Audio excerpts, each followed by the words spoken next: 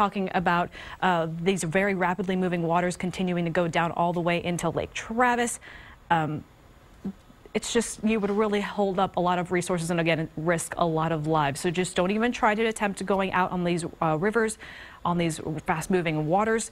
I just checked in with the National Weather Service on where the Llano is sitting at right now. If we can go to our Max 2 computer, we can see Genesis and look how the river is shaping up at this time. We had our initial crest, again, earlier this morning, just below 40 feet. Now we are sitting right around 32 feet. So this continues to gradually decrease, but we are forecasting a second crest towards tomorrow morning. So this will continue to drop as we go through today and into tonight, falling right around 27, 28 feet by late tonight, just before midnight. And then once we get to about tomorrow morning, that's when we could see, again, that second crest. So we're definitely not out of the woods just yet, but the highest, a lot of these initial crests, basically the highest that we're going to see, a lot of these points reach for the day, we have surpassed that. We are past that part. Now it's just going to be, again, just do not risk your life going out to these waters. Low water crossings are expected to stay flooded. If they're closed right now, they are expected to remain that way now for possibly days on end. So that will mean travel delays in many spots. Road closures can also be expected in some of those more susceptible areas. I mean, we're thinking possibly now for at least a week. That is how significant a lot of these roadways are going to be impacted over the next several days. Natalie, thank you very much. So, you know, the kind of overall story that we're seeing here is Llano is where we saw the major flooding last week and then this morning, and that water has been then moving down the river in a sort of generally southeastern direction. This was Kingsland, which is about southeast of Llano. Early this morning, when we started to see boats going through there, that's the 1431 bridge. And Sally, as we were watching this morning, as the water was rising, we were seeing there was getting to be less and less clearance for those boats to make it through.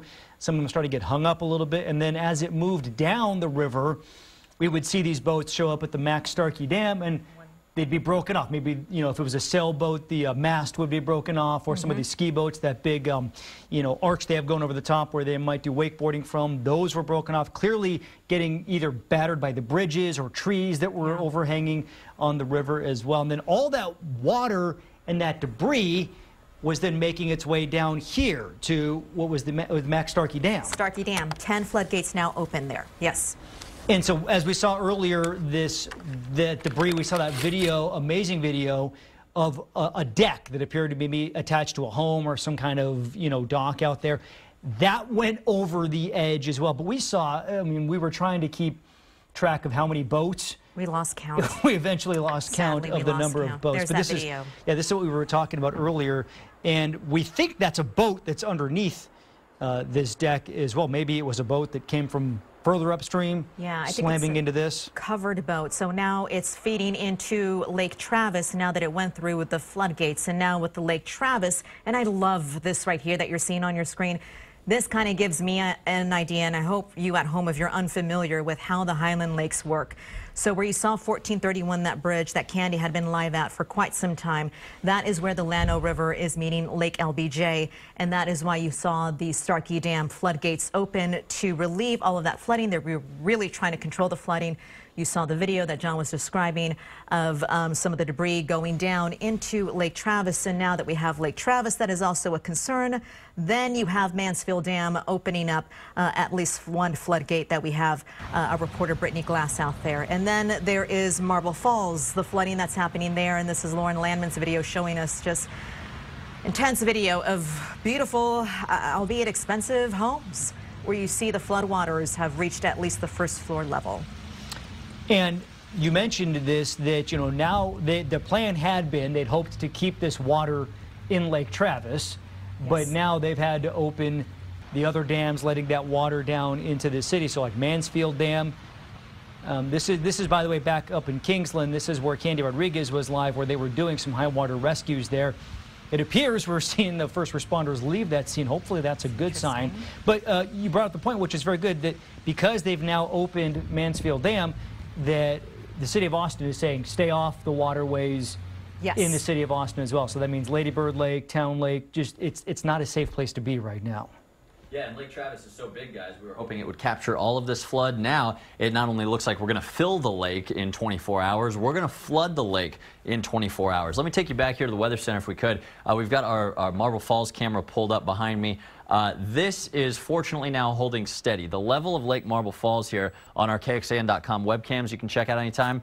It's basically cut off that level between the water surface and the 281 bridge in half, maybe more than that. This lake is 15 feet above its normal operating range. It's full of debris, as we've been showing you, and this flows over that dam that we've been showing you incredible video of, with boats going over it, sheds going over it, right into Lake Travis. Now, the light to moderate rain has not stopped, but it has broken up just a bit. Notice on our radar here, Austin getting some of the worst of it right now, but we don't have any significant life-threatening flooding in Austin. With that said, please do stay off of Barton Creek and some other area creeks which are in flood stage. And a heads up for your plans over the next few days, that means Barton Springs will be closing as well. Over in the Hill Country, these are all your flood warnings and flash flood warnings. Of course, this right here is the Llano River, which has been the main culprit, and this is expected to get a secondary flood wave, albeit 2 or 3 feet lower than this morning's flood wave by sunrise tomorrow. So that's even more water coming into Lake Travis, which is why Lake Travis, which has already gone up 10 feet in just about 12 hours, honestly, could go up another 15 to 20 feet. Incredible. That's why they have to relieve some pressure and open up Mansfield Dam just a bit.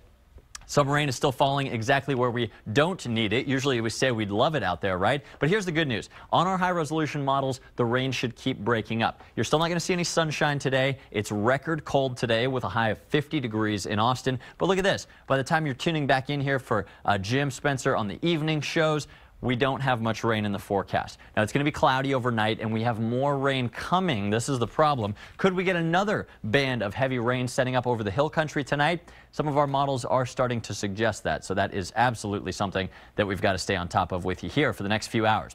And again, just to show you the picture here, the wet sponge of soil in the Hill Country is because 48 hours of pretty much constant rainfall. This is an extended radar loop showing these waves of on and off moderate to heavy rain that just have not stopped, mainly west of 281. Usually this is exactly where we do want the rain to help out with our water supply. Now it is where we don't want the rain because we've just had too much of it.